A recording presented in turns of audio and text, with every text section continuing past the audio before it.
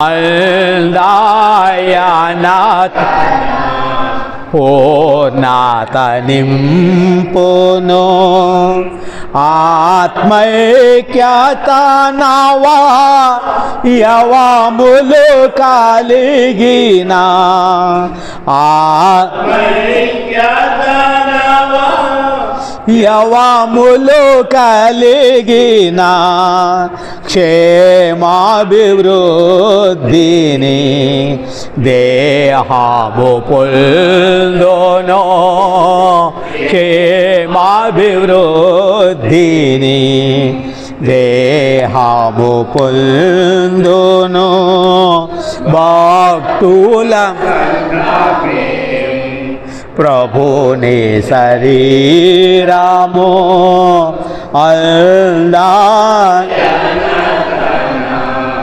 పూర్ణాత నింపును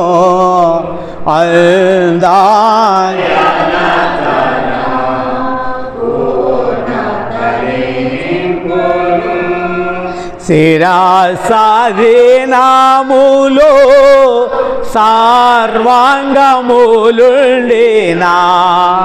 శిరసాధీనములు సర్వాంగములుండినా సేవాలు ప్రభు పరి పూర్ణతయుండును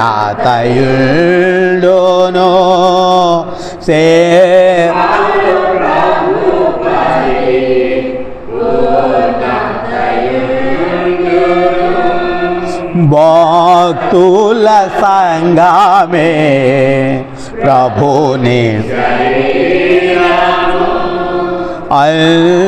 అల్దాయన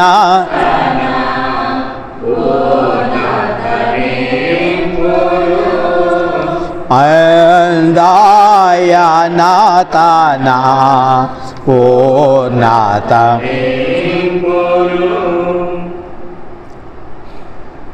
451 448 448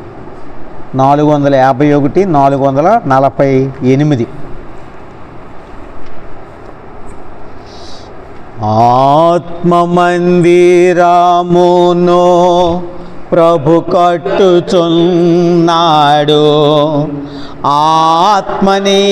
ఆత్మనియమముతో నిర్మించు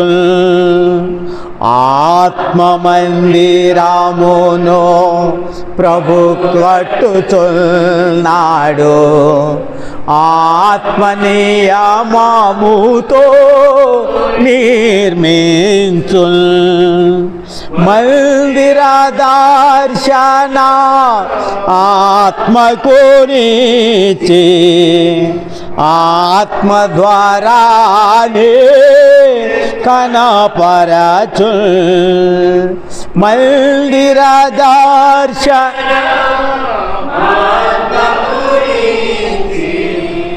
ఆత్మ ద్వారానే కనపరచు ఆత్మ మందిరమును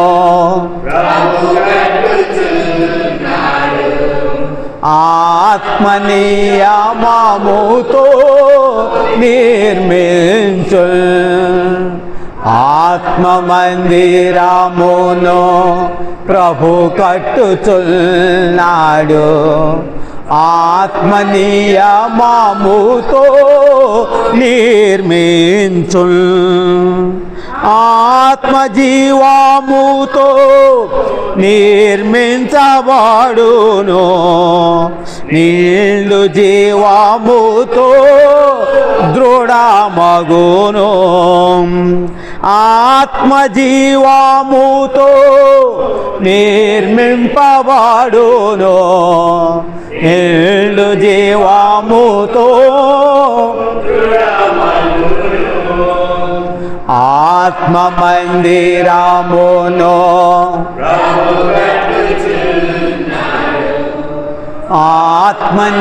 ఆత్మనియమముతో నిర్మించు ఆత్మ మందిరమును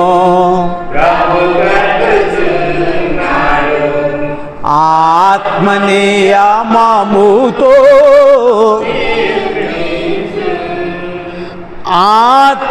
ఆత్మైక్యముతో నిర్మించబడును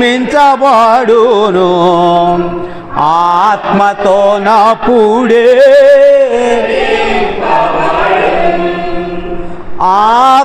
ఆత్మైక్యముతో నిర్మించబడును ఆత్మతో నప్పుడే ఆత్మ మందిరమును ప్రభు కట్టుచున్నాడు ఆత్మనియమముతో నిర్మించు ఆత్మ మందిరమును ప్రభు కట్టుచున్నాడు ఆత్మనియమముతో ఆత్మీయ సేవను ఆత్మ సేవకులను ఆత్మ మందిరములో ప్రభు కోరు ఆత్మీయ సేవను ఆత్మ సేవకులను ఆత్మ మందిరములో ప్రభు కోరు ఆత్మ మందిరమును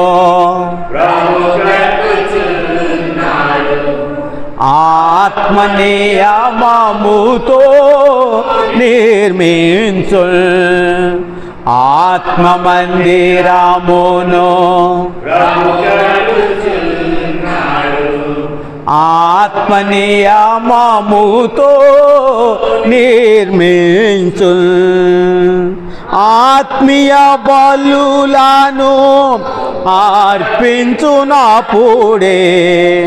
ప్రభు మనసు సంతృప్తి పడు ఆత్మీయ బలులను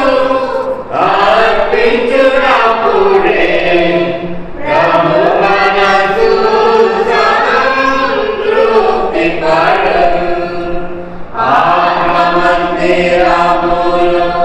ప్రభు కట్టుచున్నాడు ఆత్మనియమముతో నిర్మించు ఆత్మ మందిరమును ప్రభు కట్టుచున్నాడు నియమముతో నిర్మించు ఆత్మీయ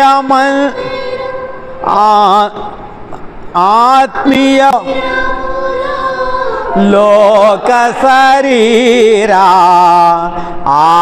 ఆశయములకు పాలు ఆత్మ మందిరములో లోక శరీరా ఆశయములకు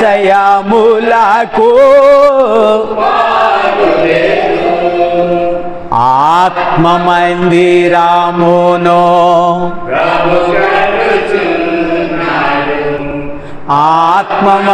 ఆత్మమయమముతో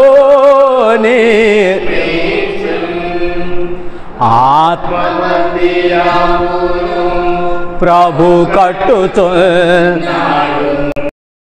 ఆత్మ నియమముతో నిర్మించు ఆత్మ మందిరములో అన్యోనులినా లోకము జీవముతో నిండు ఆత్మ మందిరములో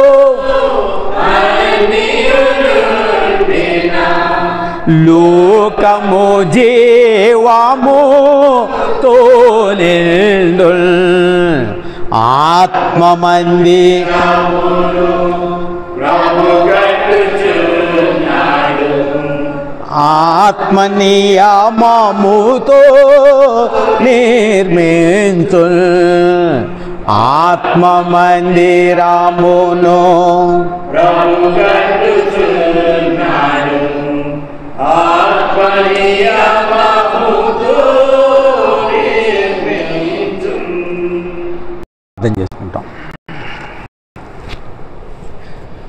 ప్రేమ కలిగిన మా ప్రియమైన తండ్రి, మమ్మల్ని మిక్కిలిగా ప్రేమించిన మా ప్రభువా, పరిశుద్ధమైన నామం కొరకై స్తోత్రాలు.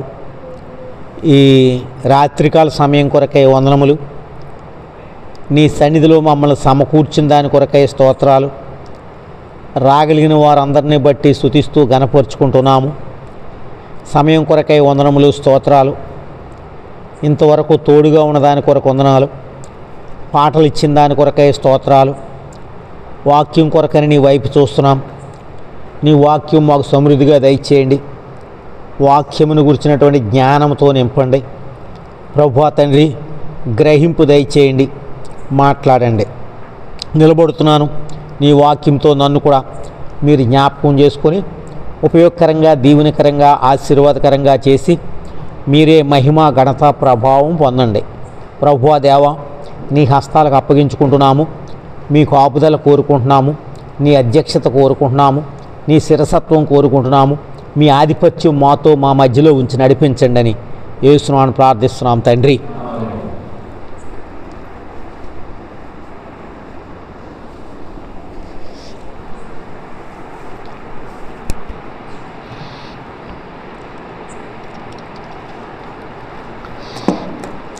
హెబ్రీయులకు రాసిన పత్రిక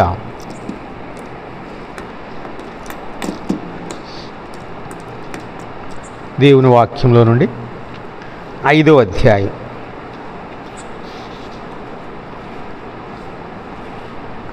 హెబ్రీయులకు రాసిన పత్రిక 5వ అధ్యాయం.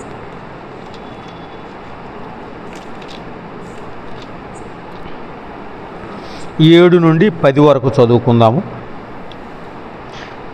హెబ్రీయులకు రాసిన పత్రిక 5వ అధ్యాయం 7, 8, 9, 10. శరీరధారి అయి ఉన్న దినములలో మహారోదనముతోనూ కన్నీళ్లతోనూ తన్ను మరణము నుండి రక్షింపగల వానికి ప్రార్థనలను, యాచనలను సమర్పించి భయభక్తులు కలిగి ఉన్నందున ఆయన అంగీకరింపబడెను.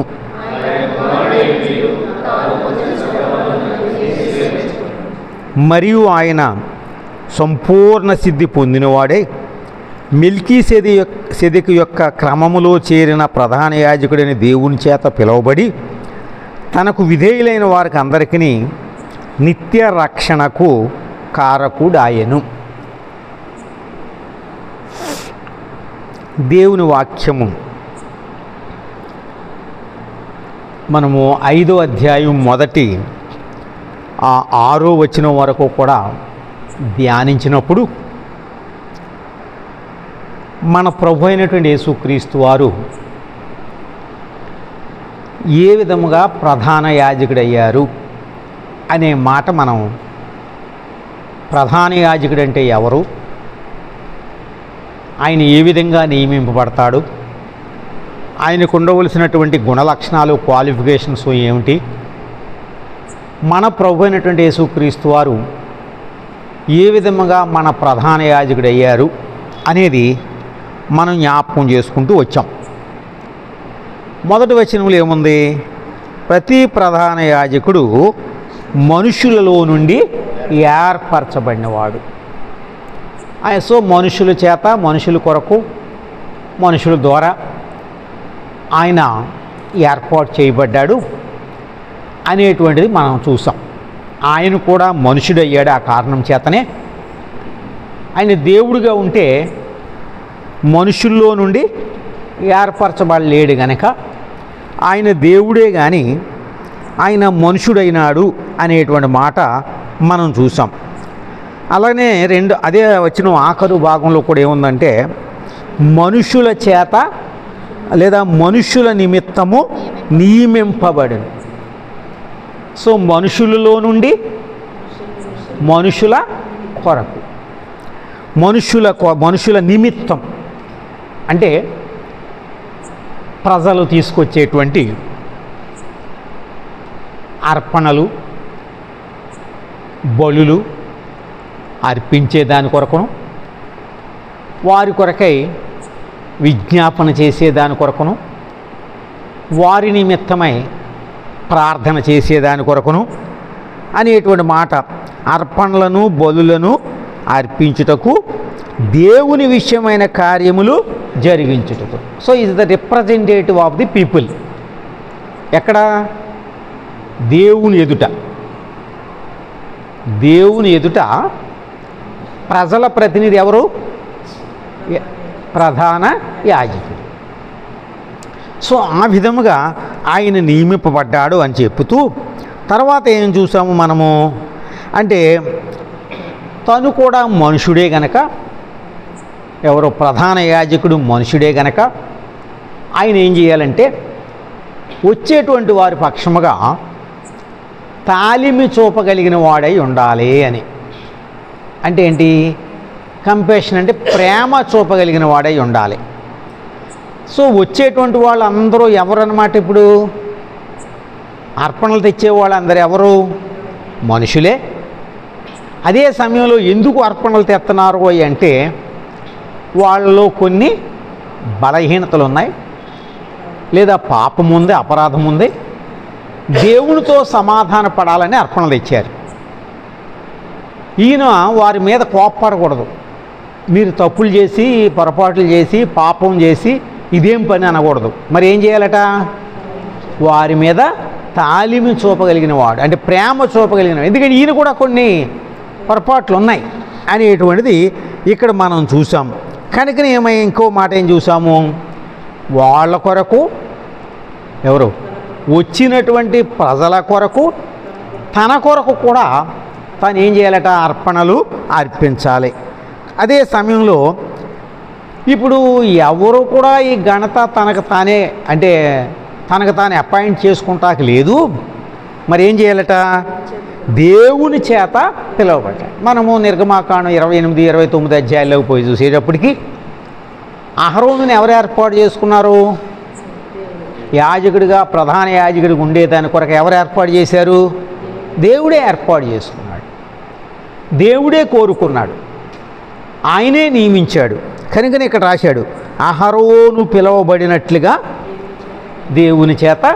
సో ఇప్పుడు మనము ఆయన డ్యూటీస్ ఏంటో చూసాము, ఆయన ఏం చేయాలో చూసాము, ఆయన ఎలా పిలువబడ్డాడో చూసాము, ఆయన ఎవరి కొరకు నియమించబడ్డాడో చూసిన తర్వాత ఇప్పుడు 6వ వచనం, 5వ వచనం, 6వ వచనంలోకి వచ్చేటప్పటికి ఏమైందంటే, మన ప్రభు అయినటువంటి యేసుక్రీస్తు వారు యాజకుల కంటే శ్రేష్ఠుడు. యాజకుడి ఆఫీసు చాలా ఉన్నతమైనటువంటిది, పవిత్రమైనటువంటిది, ప్రతిష్ఠించబడినటువంటి వాడు, ఏర్పాటు చేయబడినవాడు, కోరుకున్నటువంటి వాడు. అయితే ఇక్కడ 5వ వచనంలోనికి వచ్చి మనం చూసేటప్పటికి యాజకుల కంటే కూడా శ్రేష్ఠుడు. ఎందుకంటే తానుకు తానే నియమించుకోలేదు. క్రీస్తు కూడా ప్రధాన యాజకుడు ఒకటొక తను తానే నియమించుకోలేదు. కానీ దేవుడు ఏం చేశాడంటే కుమారుడిగా లోకంలోనికి పంపించి, మనుషుడిగా లోకంలోనికి పంపించి, మనుష్య కుమారుడిగా లోకంలోనికి పంపించి, దేవుడిగా పంపలే, మనుష్య కుమారుడిగా, మనుషుడిగా, ఆకారమందు మనుషుడుగా కనపడి అని ఉంది బైబిల్లో. పాప శరీరాకారంతో లోకంలోనికి వచ్చినాడు అని ఉంది. కానీ ఈ విధంగా ఆయన కూడా మరి మనుష్యుడిగా లోకంలోనికి వచ్చి దేవుని చేత ప్రధాన యాజకుడిగా నియమించబడ్డాడు అని చెప్తూ, ఇప్పుడు ఒక తేడా ఉంది. ఏంటి ఆ తేడా అంటే, అహరోను యాజకత్వం అని చదివాం మనం. ఏంటి అహరోను యాజకత్వం అంటే ఏంటంటే, అహరోను తర్వాత ఎవరయ్యారు? ఆయన కుమారులు ఎవరు? నాదాబు, అబీహులు వెళ్ళిపోతే మరి ఎవరయ్యారు? ఎలియాజరు కదా, అలా వాళ్ళు అయ్యారు. వాళ్ళ తర్వాత ఎవరయ్యారు? వాళ్ళ కుమారుడు ఫీనిహాసు, ఆ తర్వాత వాళ్ళ కుమారులు. ఇలా అహరోను యాజకత్వం ఏంటి అంటే ఏంటది?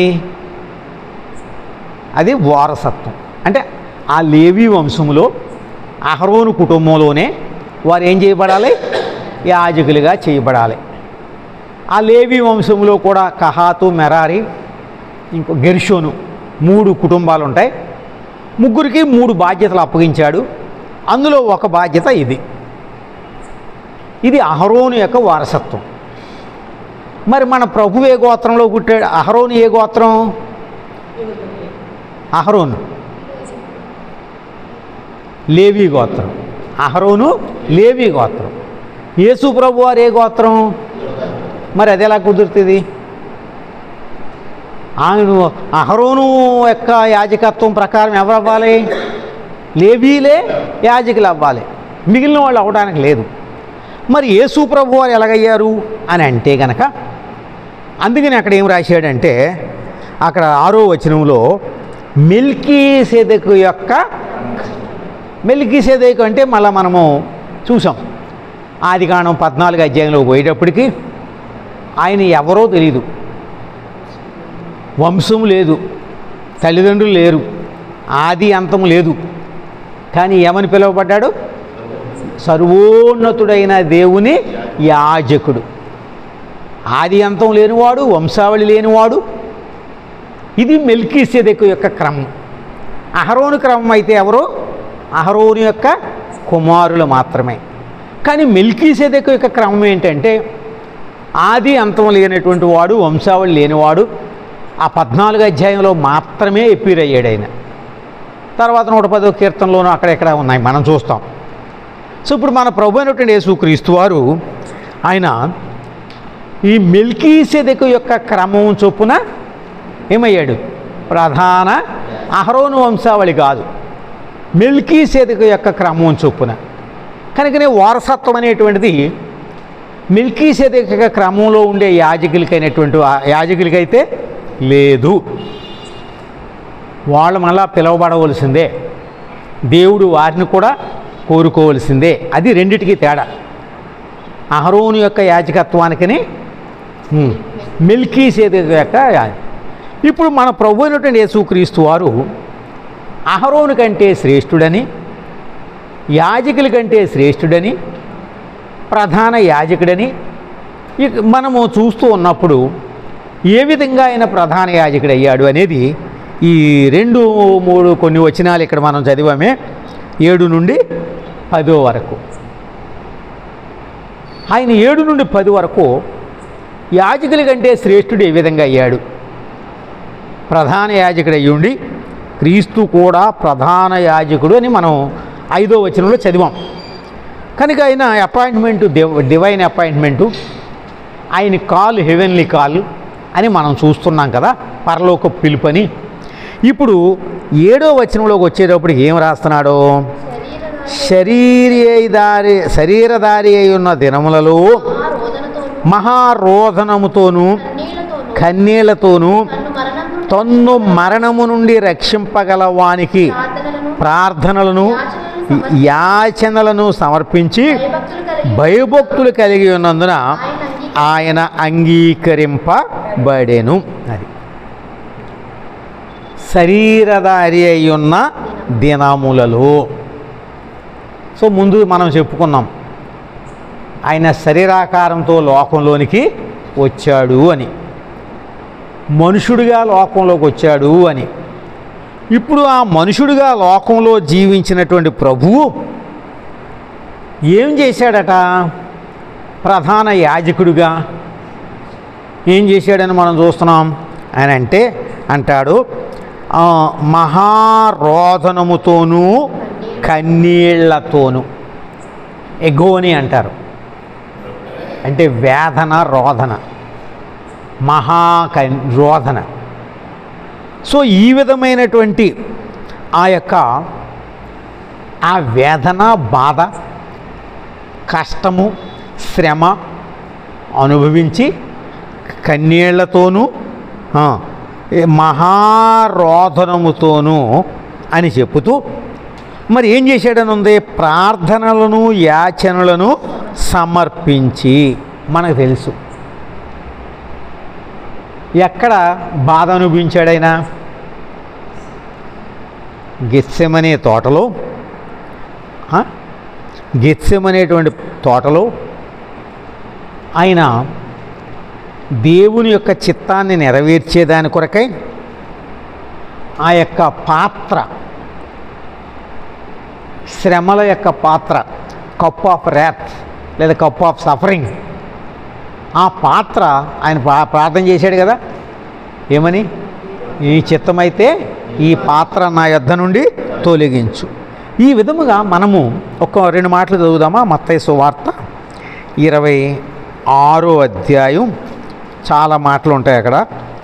ఆయన పడిన శ్రమ అంత మనకు తెలుసు. మత్తయి సువార్త 26వ అధ్యాయంలో ఆ 38 నుండి గనక మనం చివరి వరకు అంటే ఆ చదువుకుంటూ వెళితే గనక 38వ వచనంలో ఏముంటుంది? యేసు మరణమగునంతగా నా ప్రాణము బహు దుఃఖములో. సో ఆయన ఎందుకు ప్రధాన యాజకుడు అయ్యాడంటే ప్రజల నిమిత్తం, ప్రజల కొరకు ఏం చేశాడు? ఇక్కడ రాయబడిన మాట ఏంటి? మరణమగునంతగా నా ప్రాణము బహు దుఃఖములో మునిగి ఉన్నది. ఇప్పుడు ఆ వచనాలన్నీ కూడా మనం చదువుతూ వెళితే ఇంకా ఎంత కష్టమో బాధ అంటే అక్కడ రాస్తాడు 42వ వచనంలోకి వచ్చేటప్పటికి, 2వ మారు వెళ్ళి నా తండ్రి, నేను దీన్ని త్రాగితేనే గాని నా యొద్ద నుండి తొలగిపోవుట సాధ్యము కాని ఎడల. సో అంత శ్రమ, అంత బాధ, కన్నీరు, వేదన, రోదన ఇవన్నీ కూడా మనము అంటే ఏ విధంగా ఆయన భరించాడు అనేది కనుక మనం గమనిస్తూ వస్తే లూకా సువార్త 22లో కూడా ఈ మాటలే చూస్తాం. లూకా సువార్త 22వ అధ్యాయంలో 44వ వచనం నుండి కనుక మనం గమనిస్తూ వస్తే వేదన పడి మరింత ఆతురముగా ప్రార్థన చేయగా చెమట నేల పడుచున్న గొప్ప రక్త బిందువుల వలె. సో ఆయన పడిన శ్రమ అర్థం చేసుకోవచ్చు. చెమట కాదండి పడింది, ఏంటది? రక్తం పడింది. ఆయన ఇంట్లో నుండి రక్తం పడి ఎంత బాధ, ఎంత కష్టమో ఒకవేళ ఆ అనుభవం మనం ఒక్కసారి ఆలోచించగలిగితే. ఇవన్నీ ఎందుకు? ఎవరి కొరకు? ఆయన కొరకు కాదు. ఆయన పాపం లేనివాడు, నిర్దోషి, నిష్కల్మషుడు. ఆయన నోట ఏ కపటమూ లేదు, ఎవరిని ఎదిరింపనూ లేదు, ఎవరిని దూషింపనూ లేదు, ఏమీ చేయలే. మరి ఎందుకు అనుభవించాడు? యెషయా గ్రంథం 52వ అధ్యాయం 14వ వచనం చూస్తే యెషయా 52:14లో ఏమంటాడు? నిన్ను చూచి ఏ మనుష్య రూపము కంటే అతని ముఖమును, నరరూపము కంటే అతని రూపమును. ఆయన యొక్క ముఖము, ఆయన రూపము ఎలా ఉందటండి? వికారంగా ఉంది. అంటే ఎలా? ఎందుకు? ఏం చేసి? ఏం చేయలే. మనం చదివినట్లుగా ఆయన తాలిమి చూపగలవాడై ఉన్నాడు. తన యొద్దకు వచ్చేటువంటి ప్రజల పక్షముగా ఆయన ప్రేమ చూపగలిగిన వాడై ఉన్నాడు అని యాజకుని గురించి చూసాం కనుక, ఈయన యాజకుని కంటే శ్రేష్ఠుడు కనుక చాలా వికారమట, విస్మయం ఉందారట ఆయన ముఖం చూసి. ఇక 53వ కీర్తన అధ్యాయంలో మనకు బాగా తెలుసు ఆ మాటలని. మన అతిక్రమ క్రియలను బట్టి గాయపరచబడ్డాడు, మన దోషాలను బట్టి నలగొట్టబడ్డాడు, పొందిన దెబ్బలు, శిక్ష, సమాధానార్థమైన శిక్ష, ఇవన్నీ కూడా మనం గమనిస్తూ వచ్చినప్పుడు అతని నలగగొట్టుటకు ఇవన్నీ 5 నుండి 10 వరకు చూస్తూ వస్తే, సో ఆయన ఏ విధమైనటువంటి వేదన పడ్డాడు, బాధపడ్డాడు అనేటువంటిది అతడు దౌర్జన్యం నొందెను, బాధింపబడినను అతడు నోరు తెరవలేదు అనేటువంటి మాట మనము గమనిస్తూ వచ్చినప్పుడు, ఇంకా కొన్ని మాటలు ఒకవేళ చూడాలనుకుంటే, పాపం ఎరిగినటువంటి ఆయన మన కొరకు పాపముగా చేయబడ్డాడని మత్తయి సువార్త 27వ అధ్యాయంలో 46వ వచనం ఒకసారి 27 మనం చదివాం. 46 ఇంచుమించు 3 గంటలప్పుడు యేసు ఏలి ఏలి లామా సబక్తాని అని బిగ్గరగా కేకవేసెను. ఆ, ఆ మాటకు నా దేవా నా దేవా. నన్నెందుకు చేయి సో విడిచితివని అడిగాను. దేవుడు దూరం అయ్యాడు, దేవుడు చెయ్యి విడిచిపెట్టాడు. ఆయన నన్ను ఎప్పుడూ ఒంటరిగా విడిచిపెట్టలేదు అన్నాడు లోకంలో ఉన్నప్పుడు. నేను ఆయన చిత్తాన్ని నెరవేరుస్తున్నాను కనుక ఆయన నన్ను ఒంటరిగా విడిచిపెట్టడం అని చెప్పాడు. కానీ ఇప్పుడు ఏం జరిగింది? కారణం ఏంటంటే ఆయన మన ప్రధాన యాజకుడు అవ్వాలి. మన ప్రధాన యాజకుడు అవ్వాలంటే మన కొరకే బలి అర్పించాలి. మామూలు యాజకులైతే మన కొరకు బలులు అర్పిస్తారు. ఈయనైతే ఏం చేశాడంటే బలి అర్పించడం కాదు, మరి ఏం చేశాడు? ఆయనే బలిగా. అందుకని ఎబ్రీ పత్రికలో మనం ఒక మాట చదివాం, 2వ అధ్యాయం 18వ వచనం. 2వ అధ్యాయం ధ్యానం చేసినప్పుడు ఈయన యాజకుల కంటే ఎందుకు శ్రేష్ఠుడంటే 18వ వచనం, తాను శోధింపబడి శ్రమ పొందెను. అది సో ఎటువంటి శోధన, ఎటువంటి బాధ చూసాం. 4వ అధ్యాయం 15వ వచనం, 4:15, మన ప్రధాన యాజకుడు మన బలహీనతల యందు మనతో సహానుభవం లేనివాడు, మన బలహీనతల యందు మనతో సహానుభవం లేనివాడు కాడు కానీ సమస్త విషయములలో మన వలనే శోధింపబడినను ఆయన పాపము లేనివాడుగా. ఇదండి.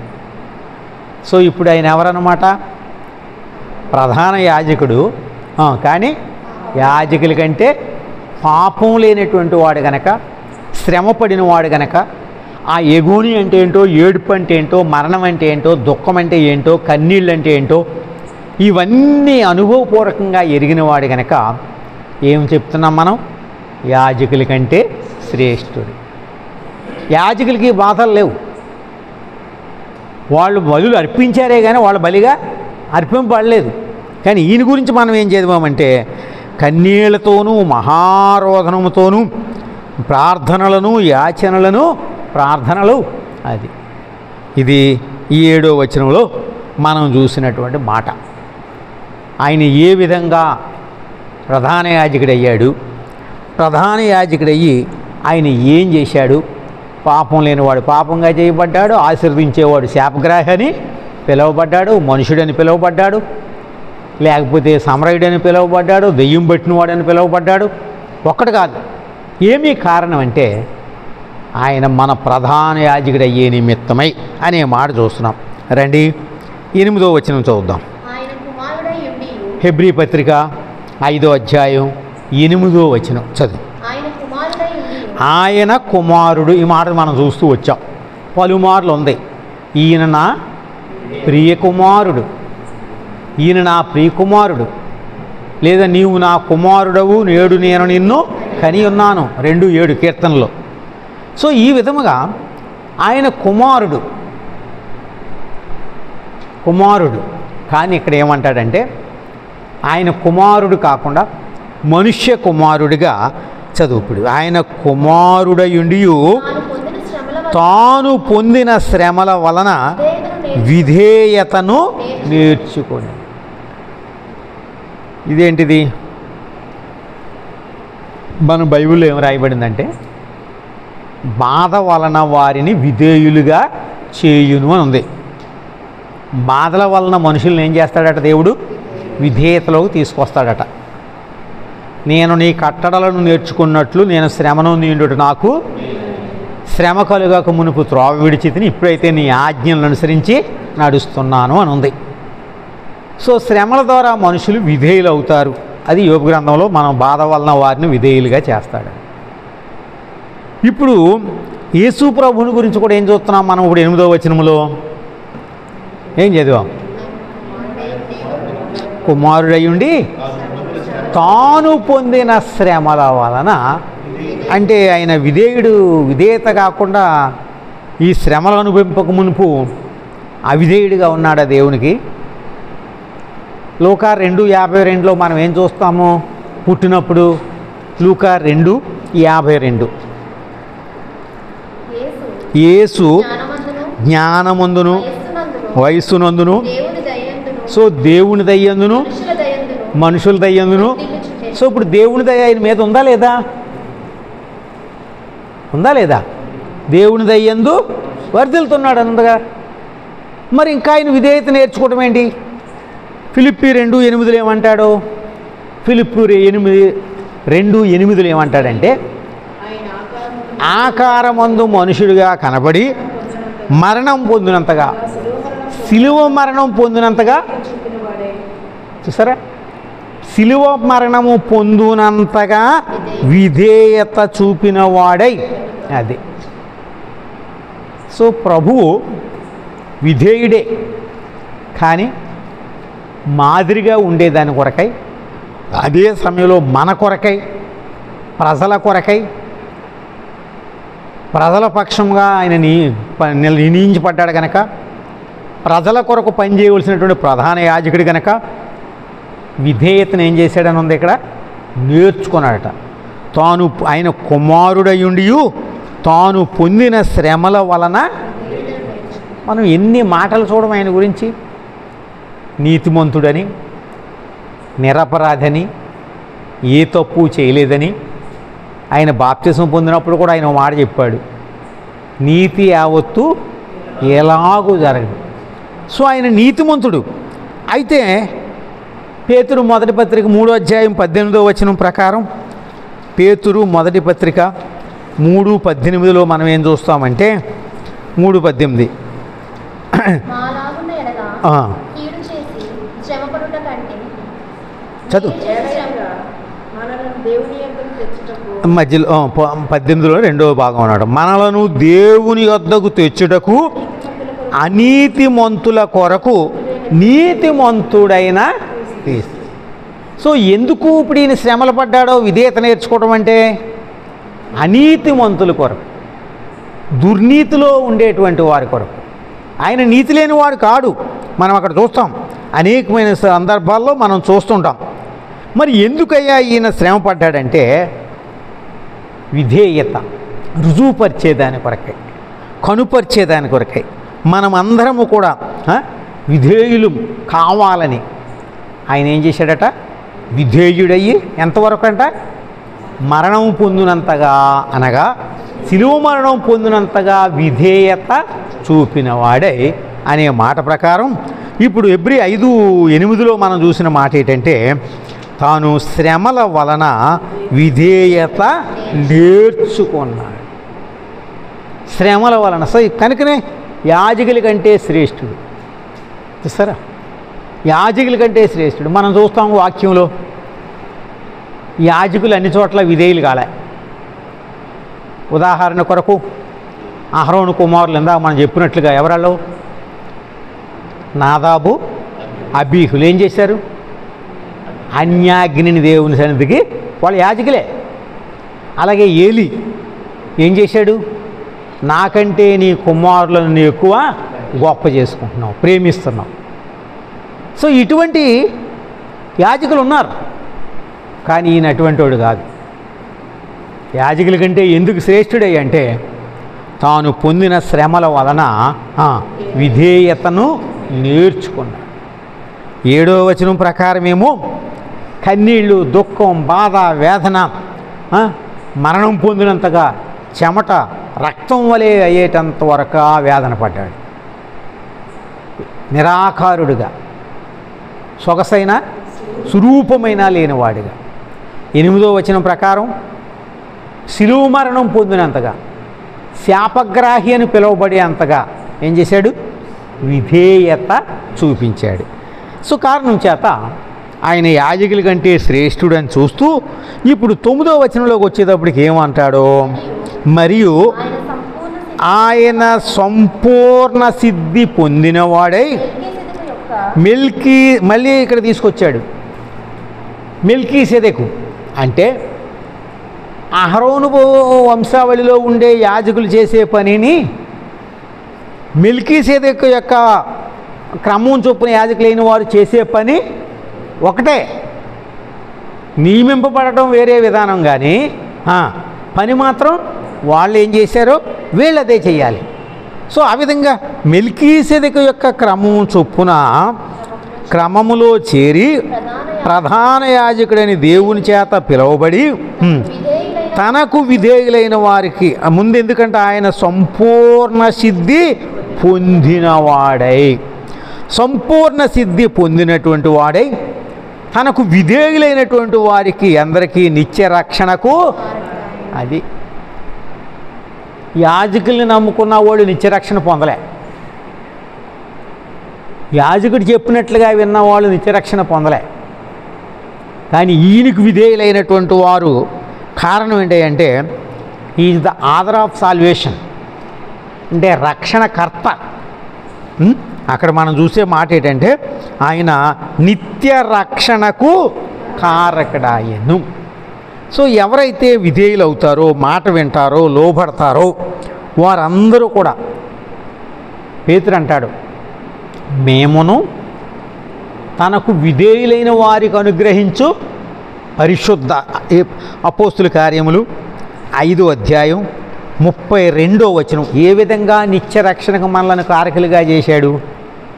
ఆయన సంపూర్ణ సిద్ధి పొందినవాడై పెర్ఫెక్షన్లోనికి వచ్చి లోపం లేనటువంటి వాడై ఏ లోటు లేనటువంటి ప్రధాన యాజకుడిగా మనం మొట్టమొదటి చదివాం.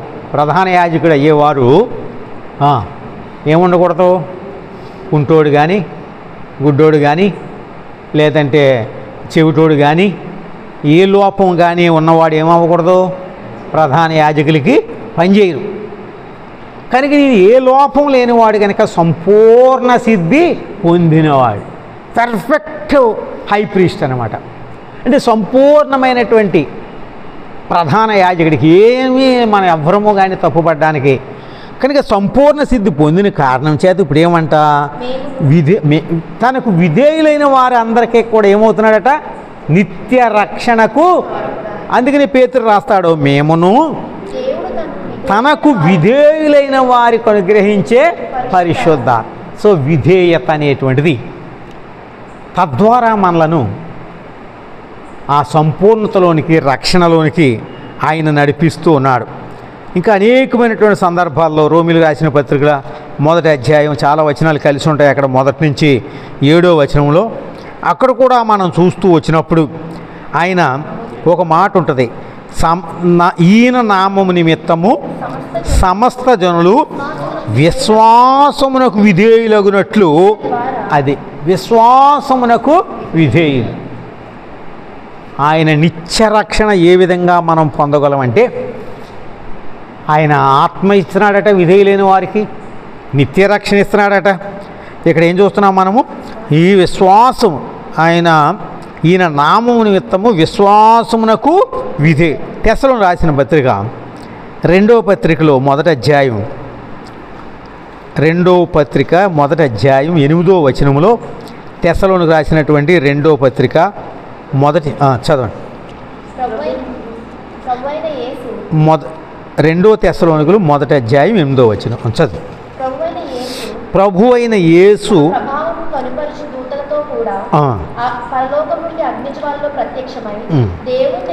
దేవుణ్ణి ఎరగని వారికి, మన ప్రభు అయిన యేసు సువార్తకు లోబడిన వారికి చేయునప్పుడు మిమ్మును శ్రమపరచు వారికి శ్రమ పొందుచున్నటువంటి మీకు మాతో కూడా విశ్రాంతి. ఇక్కడ ఒక మాట ఉంది, 2 రకాలుగా విడగొట్టాడు. ఏంటంటే 8వ వచనం, సువార్తకు లోబడినవారు. లోబడినటువంటి వారు ఏం చేస్తారంట? సువార్తకు లోబడినట్టు దేవుణ్ణి ఎరగని వారికి, సువార్తకు లోబడిన వారికి ప్రతిదండన. లోబడిన వారికి ఏంటంట? విశ్రాంతినిచ్చుట దేవునికి. సో ఈ విధముగా ఆయన ప్రధాన యాజకుడైనటువంటి కారణం చేత మనకేం నేర్పించాడు? విధేయత. ఆయన విధేయుడయ్యాడు గనక, సంపూర్ణంగా విధేయుడయ్యాడు గనక మనకు విధేయత నేర్పించాడు. ఆ విధేయత ద్వారానే పాపాలు ఒప్పుకున్నాం, విశ్వాసంలోకి వచ్చాం, ఆత్మను పొందాం, రేపు ఎల్లుండి విశ్రాంతి పొందబోతున్నాం. పేతురు 1వ పత్రిక 1వ అధ్యాయంలో, పేతురు 1వ పత్రిక 1వ అధ్యాయం 2వ వచనంలో ఏమంటాడంటే, మొదటి నుంచి చదువుకొచ్చేయండి. యేసుక్రీస్తు అపోస్తుడైన పేతురు తండ్రి అయిన దేవుని భవిష్యత్ జ్ఞానమును బట్టి ఆత్మవలన పరిశుద్ధత పొందిన ఆత్మ వలన పరిశుద్ధత పొందిన వారై విధేయులకు విధేయులగుటకును యేసుక్రీస్తు రక్తం వలన రక్షింపబడుటకు కనుక ఇప్పుడు పత్రిక రాస్తూ విధేయులైన వారికి రాస్తున్నాడట. కనుక అక్కడ రాసిన మాట ప్రకారం ఏంటది? ఆత్మ వలన పరిశుద్ధత పొందిన వారైన వారు అందరూ ఏమవుతున్నారు? విధేయులు అవుతున్నారు. 4:17 కూడా మనం ఇంకా అక్కడ ముందుకు వెళ్ళి చూస్తే విధేయులైనటువంటి వారేమో ఆత్మరక్షణ పొందుతుంటే 4:17 ప్రకారం తీర్పు దేవుని ఇంటి వద్ద ఆరంభము కాలం వచ్చినది, అది మన యొద్దనే ఆరంభమైతే దేవుని సువార్తకు అవిధేయులైన వారి గతి. సో అవిధేయుల గురించి చాలా మాటలు చూసాం, విధేయుల గురించి కూడా చూసాం. ఈ రోజున మనం విధేయులైనామంటే కారణం ఏంటంటే మన ప్రభు అయినటువంటి యేసుక్రీస్తు వారు సంపూర్ణమైన విధేయత చూపించి మనల్ని ఏం చేశాడు? నిత్య రక్షణకు, ఆయన మనలను నిత్య రక్షణకు కారకుడైనాడు. ఆ కారణం చేత మనం విధేయులమయ్యాం, పాపాలు ఒప్పుకున్నాం, దేవుని సన్నిధికి వచ్చాం, కడగబడ్డాం, శుద్ధి చేయబడ్డాం, ఆయన బిడ్డలుగా చేయబడ్డాం. నిత్య రక్షణ. బైబిల్లోకి వెళ్ళి చూసేటప్పటికి కొరింథీ మొదటి పత్రికలో ఏమంటాడంటే 18వ వచనంలో, రక్షింపబడుచున్న మనకు, సిలువను గూర్చిన వార్త రక్షించబడుతున్న మనకు అంటే ఏంటి? ఇప్పుడు మనం ఏం చేస్తున్నాం? ఈరోజు రక్షించబడ్డాం. ముందు యేసునందు విశ్వాసం ఉంచుము, అప్పుడు మీరు మీ ఇంటి వారు. సో మనం రక్షించబడ్డాం. ఇప్పుడు ఆ కొరింథీ 1:18 ప్రకారం ఇప్పుడు మనం ఏం చేయబడుతున్నాం? అనుదినము అదే రక్షణ, అనుదినము కాపాడబడుతున్నాం. మార్కు 13:13 అంటాడు, అంతము వరకు సహించిన వాడే చెప్పండి రక్షింపబడును. చదవండి 13:13. అదేనా? నా నామము నిమిత్తము అందరి చేత మీరు ద్వేషింపబడుదురు, అంతము వరకు. అది మనం సంపూర్ణమైన రక్షణలోకి ఎప్పుడు వస్తామన్నమాట? ఎప్పుడు వస్తాం? అంతము. రక్షించబడ్డాము, ఈ రోజున దేవుని ద్వారా రక్షించబడుతూ కాపాడబడుతూ ఉన్నాము. ఒక రోజున మనం సంపూర్ణంగా రక్షణలో మన దేహం మొత్తం విమోచించబడుతుంది. ఇంక ఈ ఆశలు, ఈ కోరికలు, ఎమోషన్స్, ఈ శరీరాశ, నేత ఇవేమి ఉండకుండా మన దేహం మొత్తం విమోచించబడి సంపూర్ణమైన రక్షణలోకి వెళ్తాం.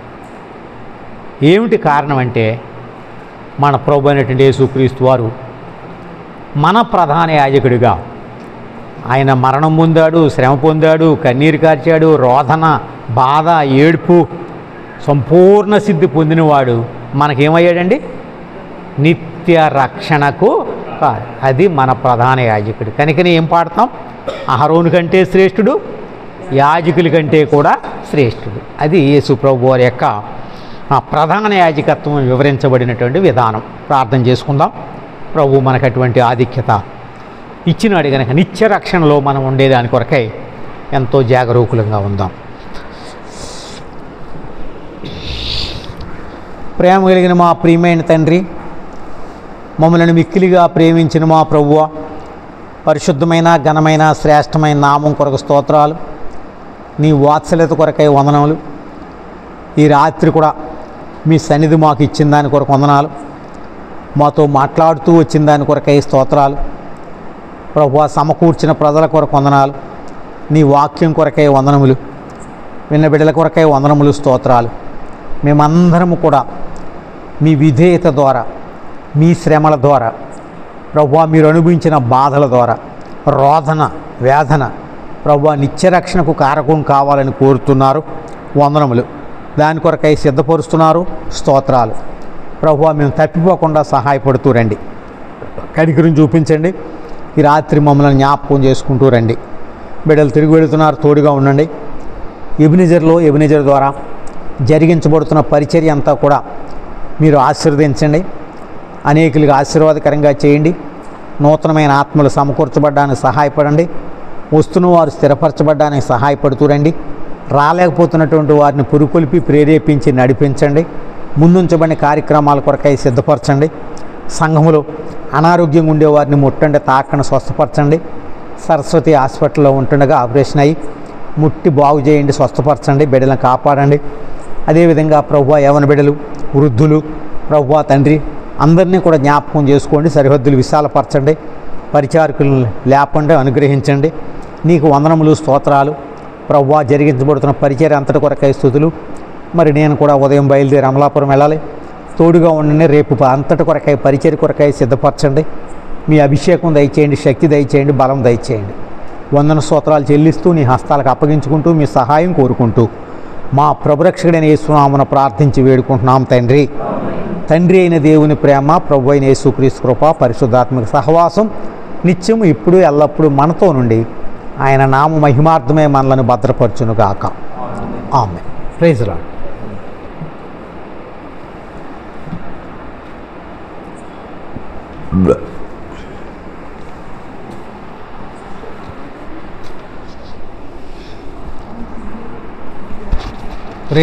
రే చెడు